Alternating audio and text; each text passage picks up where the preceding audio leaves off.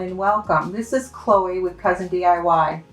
Today I'm going to show you how to embroider this cute little flower bouquet.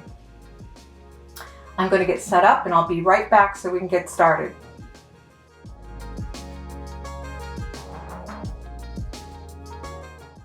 Today we're using a 5-inch wooden embroidery hoop, and I have embroidery fabric that I have cut approximately 9 inches square. Undo the screw on the top of the hook and place your fabric over the inner ring. Push your hoop down and then start tightening your screw. You want to get it as tight as you can, and while you're tightening you want to be sure that your fabric is nice and taut. You want to stretch it as tight as you can, and can be a process.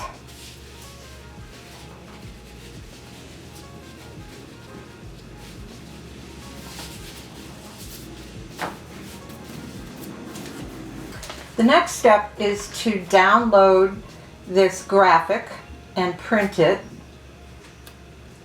I cut it so it would fit inside the hoop. Flip the hoop over and insert it on the back.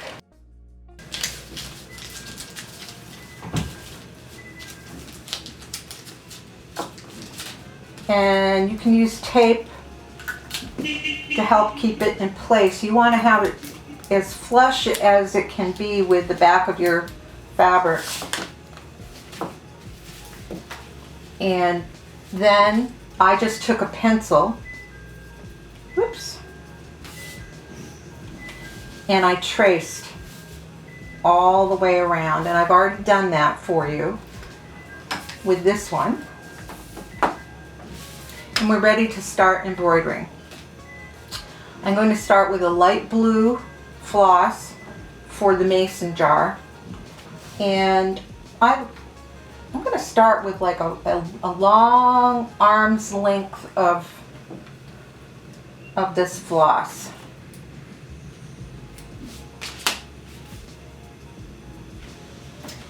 And I'm going to use a needle threader to thread the floss onto my embroidery needle.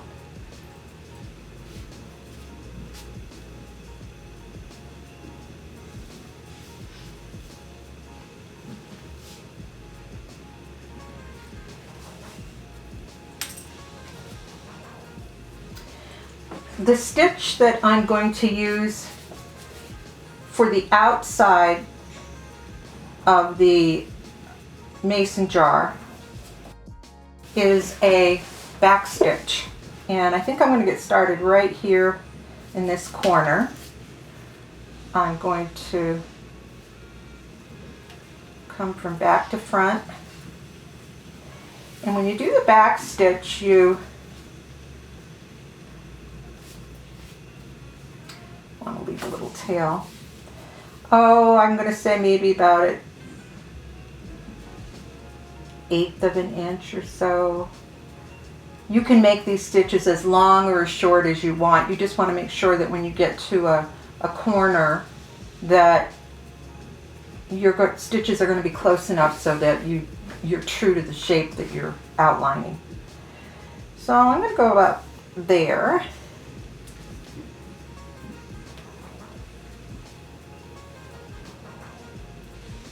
And then I'm going to, from the back, come back up through and go down right at the base of that the end of that first stitch. And I'm just going to continue this all the way around the outline of the mason jar.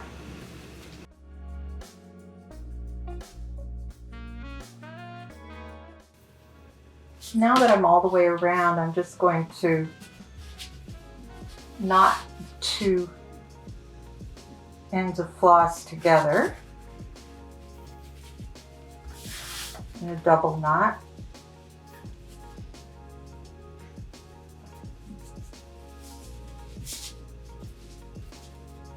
Then I can trim those tails.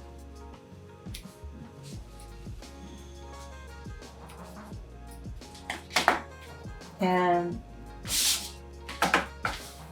next I'm going to make the little rim lines and bottom back lines using the running stitch.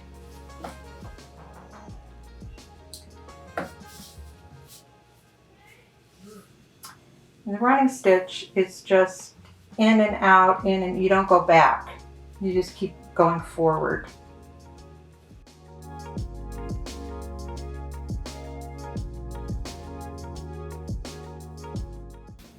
So to finish this off, I'm just going to make a knot and knot right up against the fabric the best I can.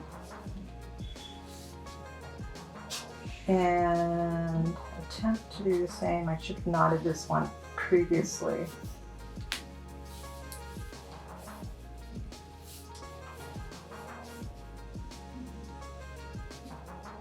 Actually, that's already kind of secure there, so I'm just going to trim both of these. Then I'm going to move up and work on the rim.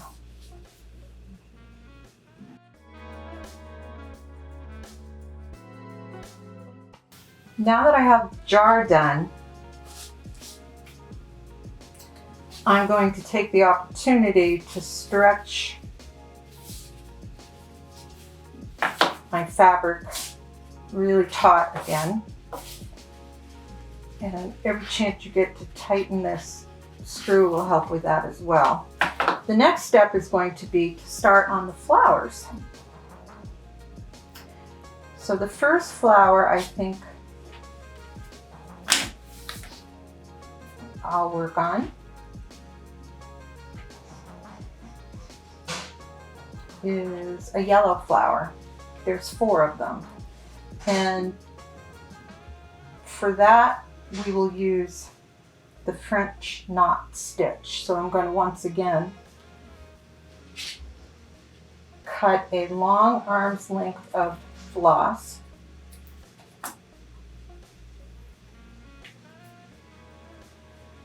and thread my needle.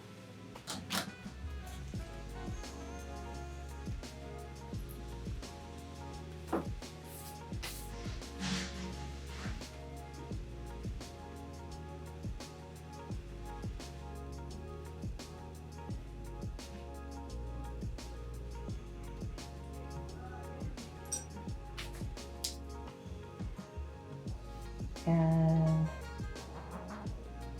I'm going to knot the end.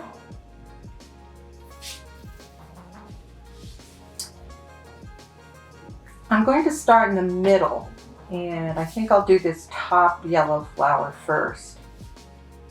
And to make a French knot stitch, you come up through the back,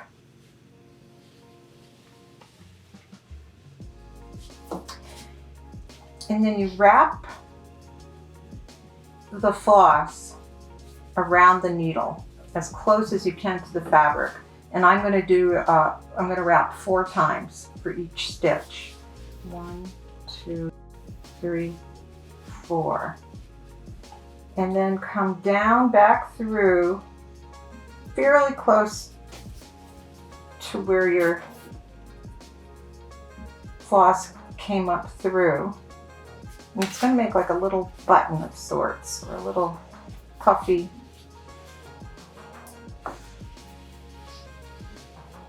raised up stitch. And I'm just going to keep working around that until I've reached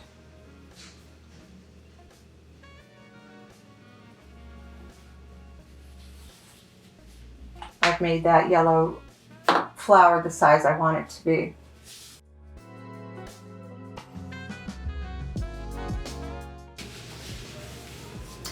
sometimes I make a knot on the back, or sometimes I tie the two tails together, depending on where things have finished off.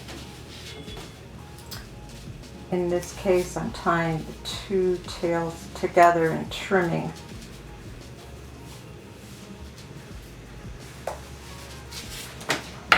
And then I'm going to continue on and do the other 3 yellow flowers.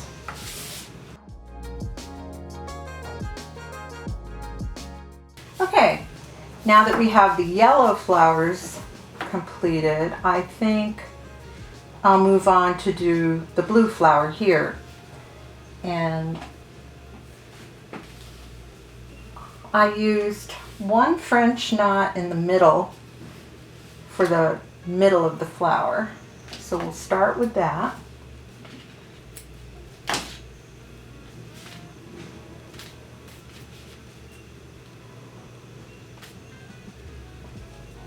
In this light blue. Then I'll use a darker blue for the rest of the flower. Just knotting the end.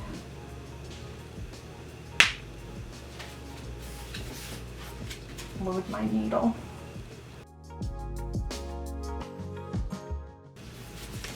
Okay.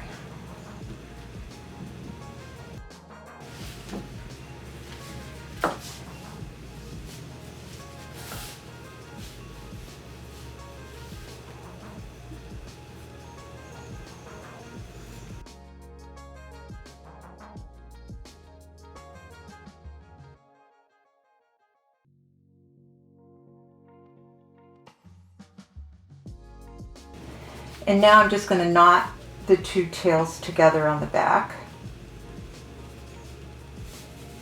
and trim them.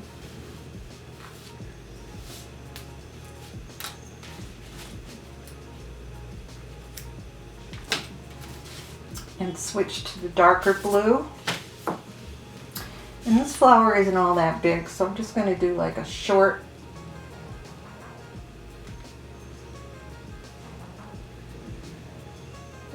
arm's length.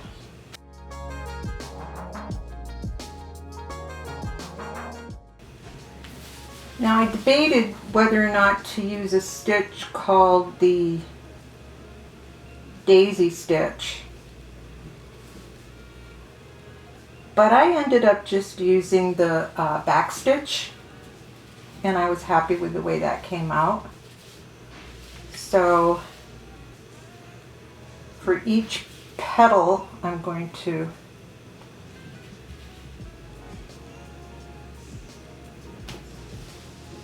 do 2 to 3 back stitches.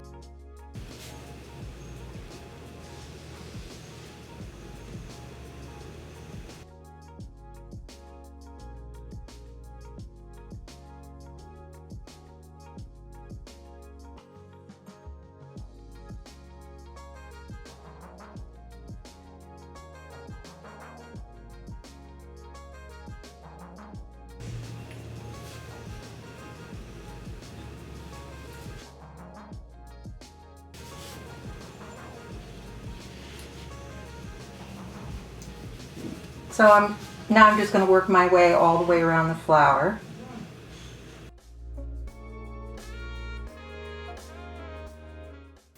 The next flower I'll work on is this dark and light pink one up here.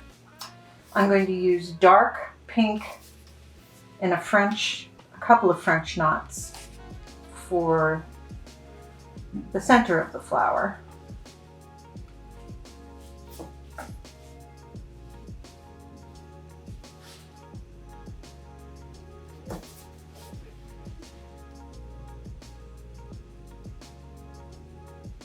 This is a fun knot to make. I'll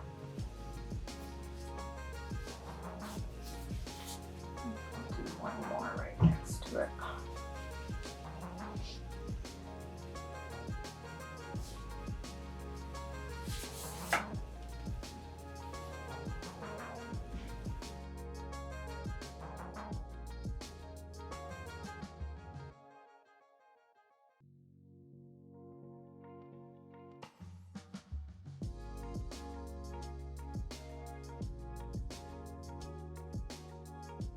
Then I'm going to tie my tails together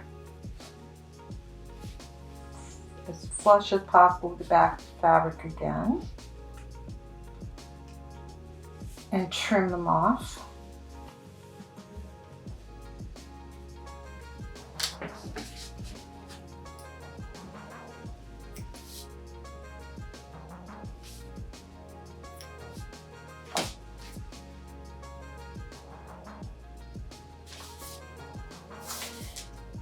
And I'm going to use the back stitch again to make the petals, I think.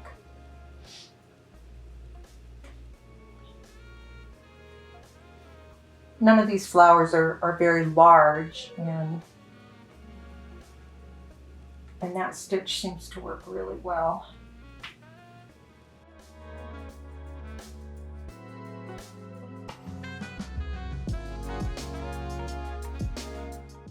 And the last two flowers that I will do are these roses, one here and one here. And I think I will start with the tip, which is darker.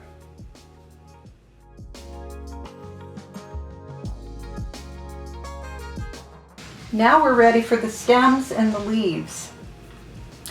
And for that, we are going to use two different shades of green. I'm going to start with a darker green. And I just noticed that some of my pencil marks are fading. I want to be sure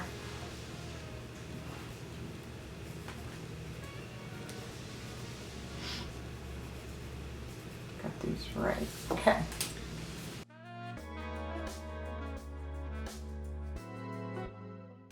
For this, I'm going to use a combination of the running stitch and the back stitch.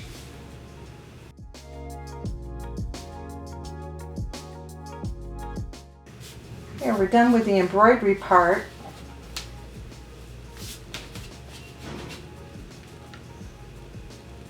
Just finish trimming off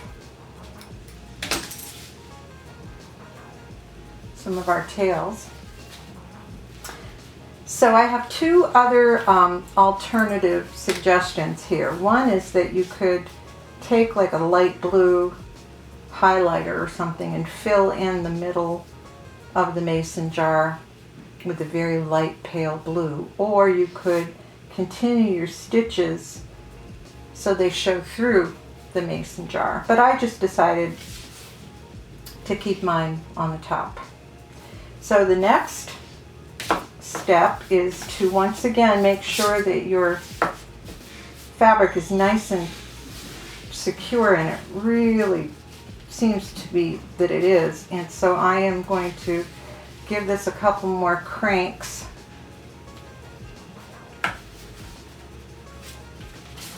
Make it just as snug as we possibly can. And then these little fine point scissors are good for this. We want to trim the fabric flush with the bottom of the embroidery hoops.